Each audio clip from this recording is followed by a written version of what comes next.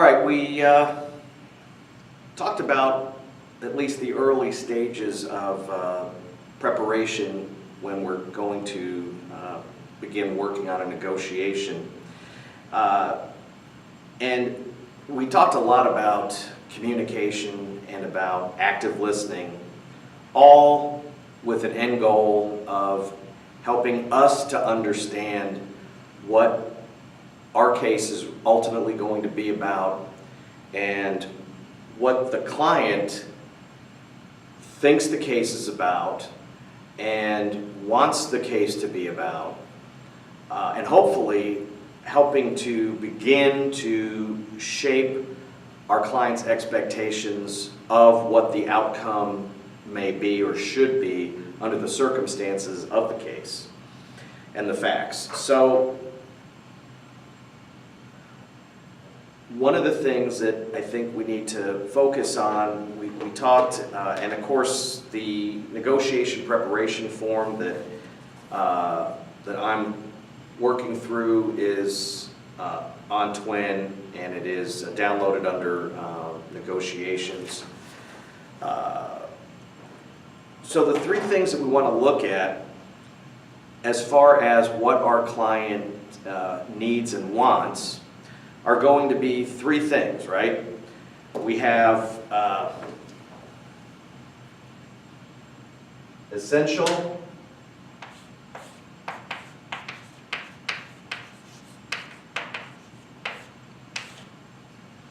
we have important,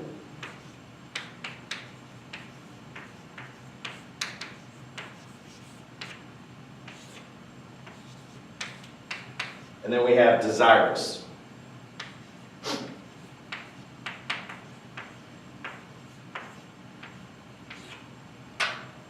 Now, we talked a little bit yesterday about the fact that these three things are, some of these things can be similar, but they can also be very different. So essential is obviously going to be very different from desirous. Essential and important might kind of overlap sometimes, but it's critical when you're considering negotiations and what your ultimate settlement needs to be at a minimum. You need to understand these things from your client in order to make sure that you get the outcome that incorporates those items. Now, the main factor that we talked about is that people are not necessarily going to be forthcoming when they first meet you because of a variety of environmental reasons. So we want to make sure that our client is as comfortable as humanly possible with us before we really start delving into these three items, because some people may just not understand certain things. So for example, attorney-client privilege, the fact that you are your client's advocate and what that means, and always letting your client know that you have to know all the facts so that you can get the best outcome possible. If they hold anything back from you, eventually it's going to come out and it's going to create a problem in the ultimate outcome, because if you don't have the information, you don't know how to deal with it or minimize the impact, whatever. So that's why the communication aspect of this is so absolutely critical. So what a lot of people don't think about, a lot of lawyers never really get this, but when someone files a lawsuit, there is always a level of emotion involved with that, and typically it's high emotion. So, for example, somebody files a claim for discrimination. Discrimination based on gender, discrimination based on race, whatever it might be. When somebody files a complaint like that, even if it's with an administrative agency like the EEOC, there is a story to be told, and there are a vast amount of emotions that are being dealt with by the person filing the complaint.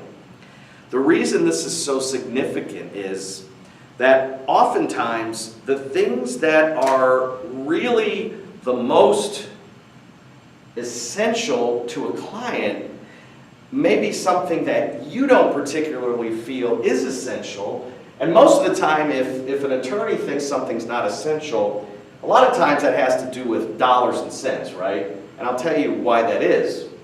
Because frequently, what a person really wants in the end, when all is said and done, no matter what the harm might have been, in many cases, what someone wants, what a claimant, a plaintiff, whatever wants, is sometimes as simple as an apology.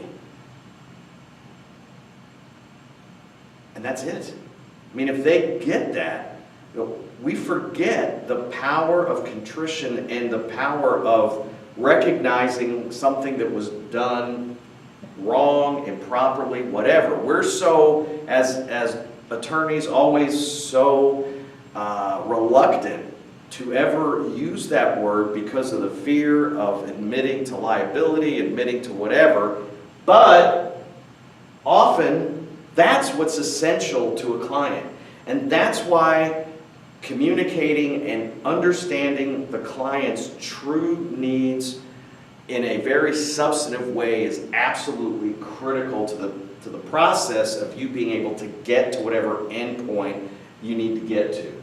So even if somebody wants an apology, that doesn't mean that there's not also going to be money damages or something like that. But you need to understand that if at the end of the negotiation, your client feels that an apology is essential to the process and you come away without that, then you're going to have a dissatisfied client. So when we talk about these things, it's not just enough for you to communicate in terms of verbally conveying back to someone. Now, Mr. Smith, if I understand you correctly, you feel that there have been a number of things done to you at your workplace based on the fact that you're black, based on the fact that you're Asian, based on the fact that you're whatever. But what I'm hearing is that what you most want from all this is an apology. So it's not enough to just verbalize that, but think about this. At the end of the day, if something would change and that individual would decide, well, I mean, I do want an apology, but I also want X, Y, and Z in terms of dollars, in terms of whatever, you need to document this and you need to notify your client, or you should notify your client that this is basically a summary of the conversation that you had and your understanding of what the client is really wanting from this claim. If you do that, you will help yourself tremendously to an extent that you can't even imagine. This is something that most people never do. They just think, well, they make jot some notes down in a file on a piece of paper, throw it in the file, and just, think that's going to be enough. If you do this properly and document it and notify your client that, we arrived at an agreement, you understand that this is the process and ultimately what things that we want to achieve through this process, and maybe an apology is an essential item. It's not a bad idea to break these things down when you're documenting that to your client. So it's clear from the outset what the expectations are, because in the end, if you set out expectations at the front of the claim, at the very first meeting or in the first 2 or 3 meetings, the likelihood of you having a problem at the conclusion is far less because you have explained and adequately made the client feel comfortable in understanding what's going to happen and, most importantly, how, meaning the process that's going to take place over time. So it's important for you to understand the difference here, and that essential means essential.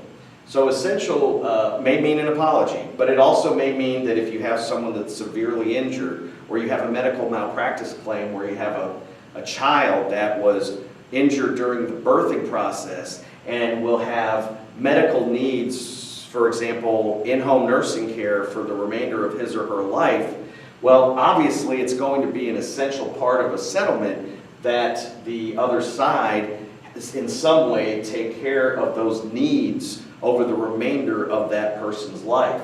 So those are things you have to clearly understand as essential to the process of negotiation. Because if you leave something like that out at the end, you're going to have a problem with your client and with other things. So you don't want to do that. Now,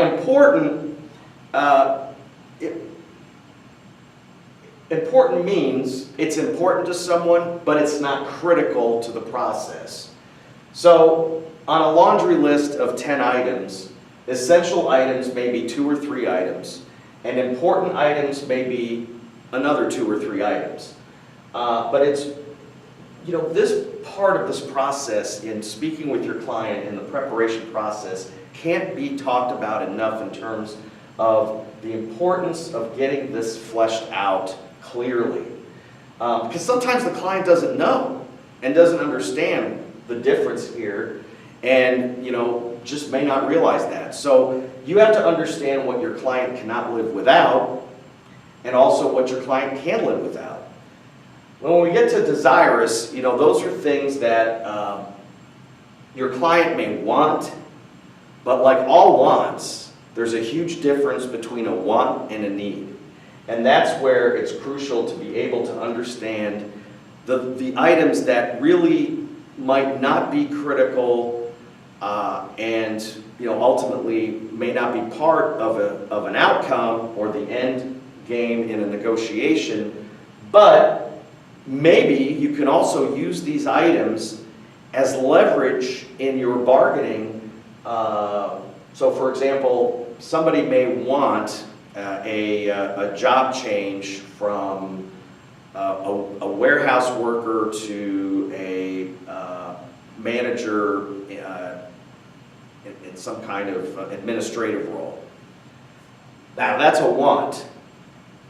So the power of knowing the want like that is that in negotiations, sometimes you can use that and make that more of a more significant item when you're bargaining with your opponent. But in reality, you know that that's something that you can give away because it's really not critical to the outcome of your case. I mean, it's something your client would like, but in the end, you may end up getting the essential and some of the important items that you know are crucial by using this as a bargaining chip in the process of the negotiation. So that's why it is really important to have these things broken down and understand the differences among these 3 things, because you can use some of these, especially down here, you can use these items to actually make it more likely that you'll be able to come out in this area. So cannot emphasize that enough. All right. Well, so then we get to the one of the most important aspects of negotiation, or across the board, no matter what kind of law you practice. If you are engaged in a negotiation, even if it's a lobbying process, you're trying to get a bill passed, whatever it might be, you need to understand your BATNA, B-A-T-N-A. So, best alternative to a negotiated agreement. That seems to be a very complicated, difficult to understand term for a lot of people. And it is a little bit difficult, but the reality of it is, and the practicality of it is, you need to understand at what point settlement just simply won't work because the alternative to it is better. And generally speaking, the alternative to a negotiation is going to be litigation, right? That's just really the primary alternative. Now, the process of determining the BATNA is not complicated, but it is somewhat arduous because you have to understand, once you get this information from your client, You then have to understand the fundamentals of valuing the case for your client. Now, for new attorneys particularly, this is not an easy task because, for example, if you have someone involved in a personal injury case, a workers' compensation claim, some kind of case where damages tend to not have a set, there's no book you can go to find out if someone gets hit by a bus and they break their leg and they hurt their back and they maybe have some cognitive difficulties as a result, what is the value of that? There's no book generally to go to for that. So you need to develop a network of professional people in your area that you can begin to talk to find out what are some of the values to these things, because you need to understand how to value your case and give a reasonable expectation to your client of what it's worth. The thing that most often is left out of these calculations, however, are the expenses that are part of these types of claims. And so no matter what kind of claim you have, whether it's a patent infringement or copyright infringement, personal injury claim, family law, divorce, whatever type of case it is, you are going to have, can be not so much up to a huge amount of expenses involved in the case. So for example, you have a medical malpractice claim that involves some pretty serious injury, as we talked about earlier in the case of a child that's injured during the birthing process. Well, now you're going to have, for example, in Illinois, you have to have a physician that's going to review the documentation. So first you have to get the medical documentation, which is expensive. Then you have to have an expert review the medical documentation and provide an opinion initially before the case is even filed that it's, there's enough there to provide a basis in which to file a claim. So that's expert number one. Well, now, once you get the case filed, then you're going to have the need generally for at least one expert, maybe multiple experts. Experts are extremely expensive. They have a lot of knowledge. If you have an expert that's experienced in the process of testifying at trial, that's going to add to the cost per hour. These are extremely expensive endeavors, and the people involved charge a lot of money. And that's coming out immediately. I mean, there's nothing coming in, but it's going out. Then you have the cost of obtaining medical records. You have the costs a lot of times of hiring a private investigator to check certain things out, then depositions. All these things cost an awful lot of money to bring the case and prepare it for trial. So these are things that you have to really identify at the front end, because you have to understand what the full cost will be to you and your client if you go from point A, where the claim is filed, to the end where the case is tried to a conclusion. So you not only have that, but now you also have to determine, based on all the facts that you have before you, and hopefully they're the complete facts, full disclosure from your client, and you might have an issue or two that might be worrisome to you, that might impact the value of the case. You may have comparative liability issues, whatever it might be. You're going to have to determine what percentage likelihood that you believe that you will have of success if you bring the case to trial. And the problem with that, in determining percentages of likelihood of success, is that you have to have a very solid knowledge of the venue that you're trying a case in. So in Illinois, what you might be able to do in Cook County is going to be vastly different from what you can do in Madison or St. Clair County, and much different from what you might do in Washington County, Illinois, Jackson County, or Pope County. Huge differences. Again, this goes back to the need for you to be able to network with maybe other students that recently graduated, or former students that been out for a while, that you can call in whatever area that you're trying a case in and say, what's been your experience with juries? Do they tend to be more conservative and therefore award less? Do they tend to be a little more liberal and maybe award more? Are they, just generally, what's the makeup of the jury like, and how is that going to impact your case?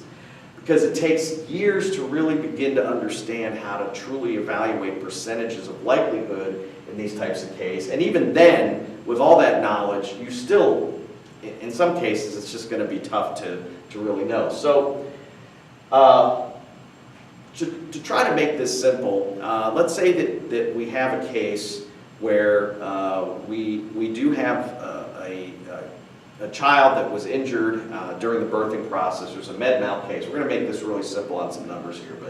So when we value this, we're going to value this on, if we're going to value for settlement, let's say that there's actual damages in terms of dollars that have been spent thus far in the care and treatment of the child for the injury of $100,000.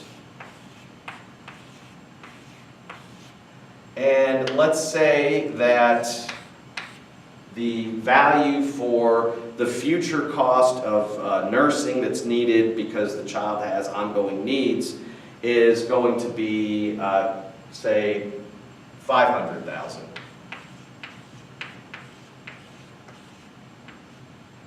And let's say we determine that the value of the loss of basically useful life to the child because of the injuries, and she won't be able to enjoy the same things that other people have an opportunity to enjoy.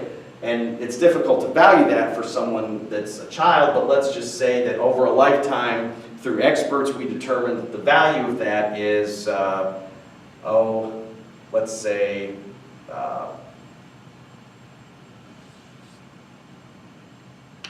$900,000. All right, so we have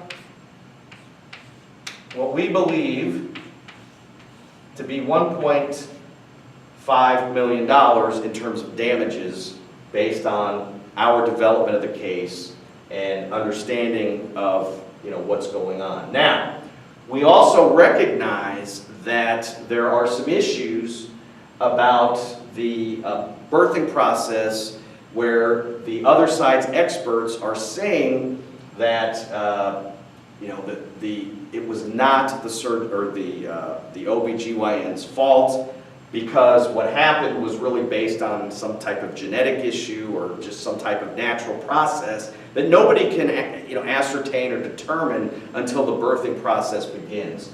So we know that there's going to be a level of dispute, and we have to try to weigh out the significance of that dispute in regards to the totality of what we think the claim is worth. Now, if we think it's pretty significant, we need to factor that in. But the other thing that we need to think about here when we're getting to our BATNA is we need to think about the cost of the expenses associated with trying this case. So in a case like this, we can probably ascertain or determine that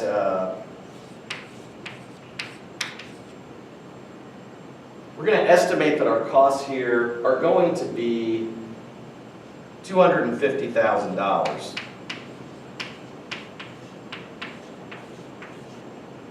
Okay, so now we have a total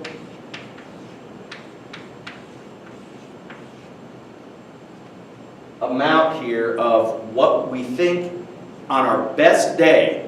Remember, this figure here is if we ring the bell and everything goes our way. Our best day, we're going to be looking at $1.75 million. $1,750,000, right? So that's our best day. So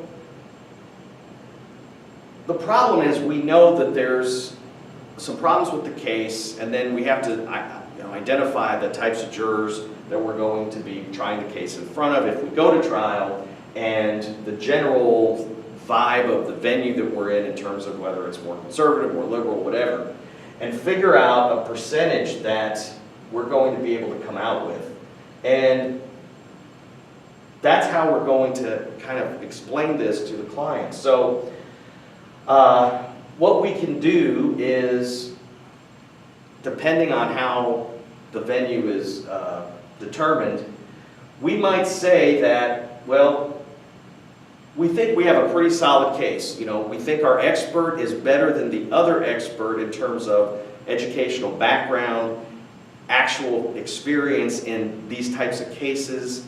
The other thing that we want to think about with an expert is the way they present themselves, right? Because experts, like anything, if somebody cannot convey to regular people complex issues in a fairly easy to understand manner, then their credibility is probably not going to be as high as an expert that can put very complicated ideas and concepts into easy to understand format. So let's say we think our expert's better, and ultimately we think that we have a 75% chance of success at trial. And if that's the case,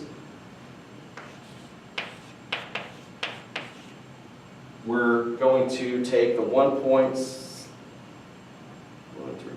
million, and I do recommend a solar power calculator.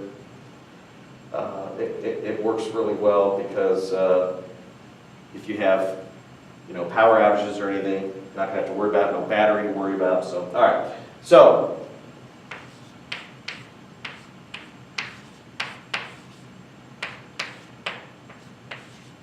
our BATNA, our best alternative to a negotiated agreement, is going to be $1.3 million essentially. So, one of the things that we want to talk about with the client is that, you know, that number, there's no certainties with trial. There is just no certainty with trial. Because even if you have a liberal venue generally, for whatever reason, you could have a set of jurors that looks at this case and for whatever reason just doesn't buy what your expert is saying and goes against your client. I mean, that happens, unfortunately, very often, and people walk out with zero. So that is something that you have to really explain to your client so they understand that while you've arrived at a number that makes sense based on a lot of factors, going to trial simply is something that you can never talk about in terms of outcome with any certainty whatsoever. And also, you have to consider what ongoing litigation and trial does in terms of affecting people's emotions, because the weight of litigation is on people's shoulders for, you know, if they're going to go to trial after negotiation. It could be another year, could be 2 years, 3 years. In a med-mal case like this, 2-3 years is not at all unheard of. But this is a number that you can start with to talk to your client about and at least provide a baseline in terms of where, all things being equal, you should be able to come out after a negotiation. And that would be, if you ultimately agree with your client and the client's satisfied with that, this number would then provide the framework for the BATNA. So the point of a BATNA is this: once you get that number and you enter a negotiation or mediation or anything, if the number that you ultimately get to at the end of all of the negotiating is less than the BATNA, then you need to move forward and go towards trial. Now, if it's, you know, anything obviously above this number is going to be good for you and your client. So this number just simply provides a safeguard, a kind of a baseline number.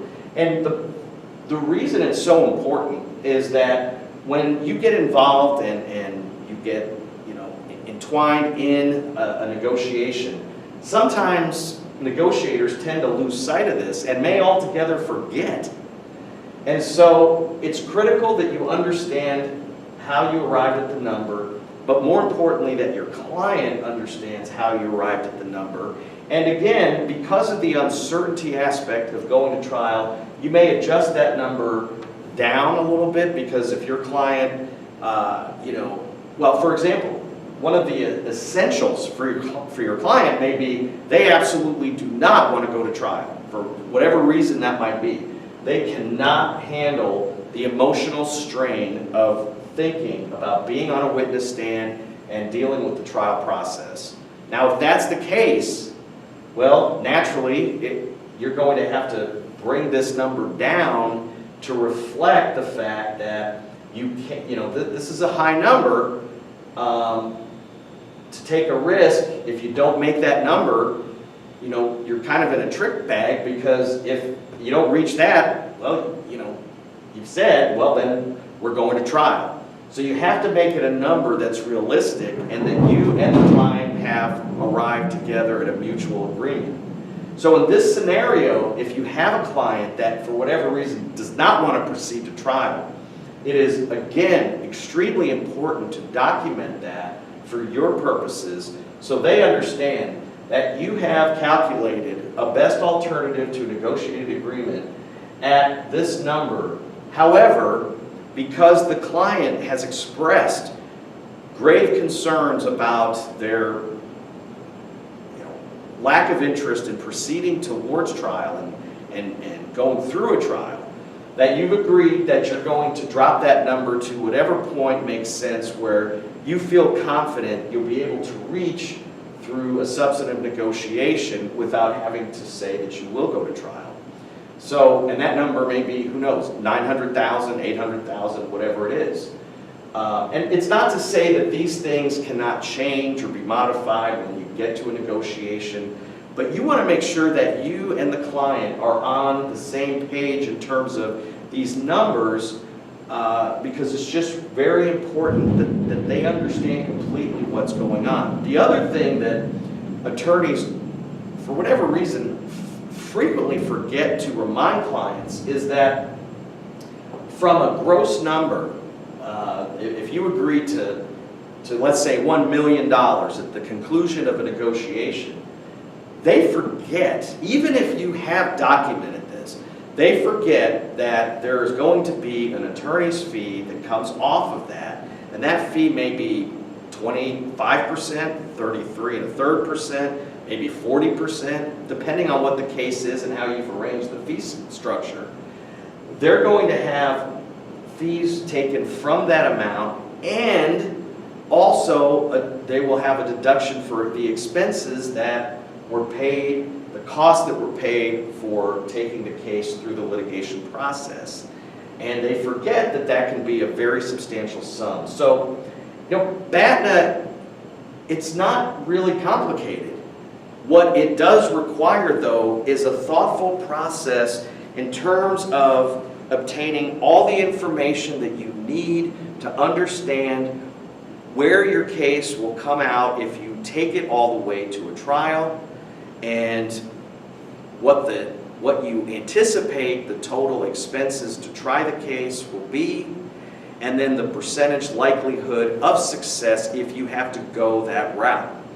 So it's really just putting something together. It's a roadmap that you provide early on. And it doesn't matter what side you're on. I mean, if you're on the defense side and you're asked from an insurance company to defend a case, they are going to demand that you have a very comprehensive summary of the case, meaning that if you're defending the case that we talked about with the childbirth injury, then you're going to be required to provide a comprehensive summary discussing and summarizing the events that occurred, all of the medical that you have to date, what you expect, it's pretty bad weather here, what you expect experts to say based on the information you have at this point, because there's probably at least some expert material provided by the insurance company at this time. And with all of that, what do you expect the likelihood of an award would be if it went to trial? And also, if if there was an award, what you would anticipate the amount of the award. And part of that process would be to evaluate the plaintiffs. So you would want to, know a little bit about the plaintiffs, the mother and father of the child, their background a little bit. Are they well respected in the community? Are they, their ages? I mean, you're going to look at everything involving the plaintiffs as part of your evaluation in providing a summary to the insurance company, which again is going to essentially be a BATNA. Because that's the number that you're going to use and work from throughout the process of you defending the case. Now, things may come up through the process of defending that case. So, for example, you may get another expert that just blows away the plaintiff's expert. I mean, your expert is just hands down a genius, and she can present these very complicated medical and scientific issues in extremely easy to understand ways, and she's articulate, she's personable, and so now you have a slightly different view of the value of the case because you have a better expert. So now you would, at this point, probably put together a revised summary of the case, and you might have a modified BATNA because you have new information that will directly impact the value of the case for your client. So that is something that you may do 4, 5, 10 times throughout the pendency of a case. It doesn't mean you have to put an elaborate 20-page book together every time, but you may say, based on our obtaining this new expert, based on the results of her deposition testimony, her ability to take complicated matters and make them simple to understand, and her personality, blah, blah, blah. I think that we now have a much better chance of succeeding at trial. And so that will obviously, in a huge way, impact the value that you originally talked about, or your original BATNA. So BATNAs can change and should change as information becomes known to you throughout the pendency of litigation. So it's really not a complicated matter, but it's just a number that you need to be aware of at all times.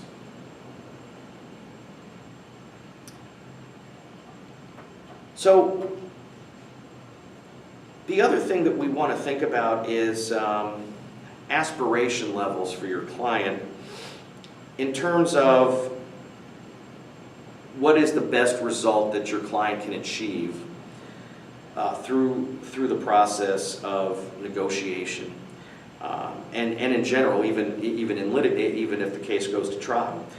And I think it's important to explain to your client that when you start off in a negotiation, you're obviously not going to start off with, I mean, if you think if you need to get to $1.3 million, you're not going to start there, because then there's nowhere to go from.